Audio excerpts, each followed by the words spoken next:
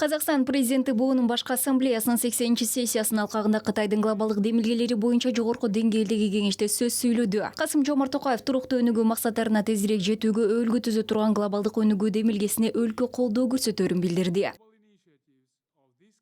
This initiative aligns with the Chinese latest strategically important proposal, the Global Governance Initiative, GGI, announced by Chairman.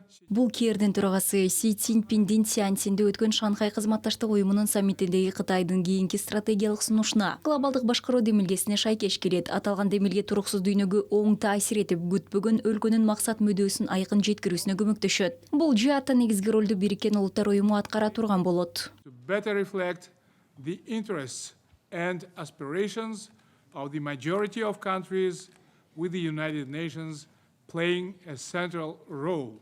Мамлекет башчысы өтө маанилүү жана өз убагында уюштурулган жыйын үчүн Кытай тарапка ыраазычылыгын билдирди. Бул демилге эгемендүүлүк теңдигин камсыз кылуу, эл аралык укук үстөмдүгү, көп тараптуу институттарды чыңдоо, ошондой эле адамдардын жыргалчылыгы менен мүдөлөрүн коргоого багытталган дүйнөлүк тартипти илгерилетүү сыяктуу актуалдуу маселелердин чечимин сунуштайт. Ошондой эле президент глобалдык башкаруу демилгеси 150дөн ашык өлкө кошулган бир алкак бир жол стратегиясынын милдеттери менен үндөш экенин жеткирди.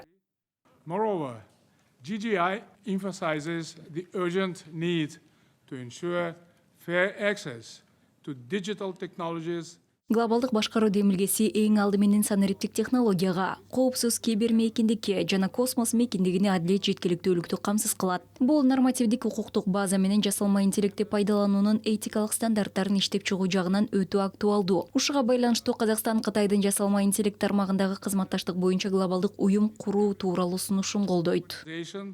For cooperation in the field of artificial intelligence.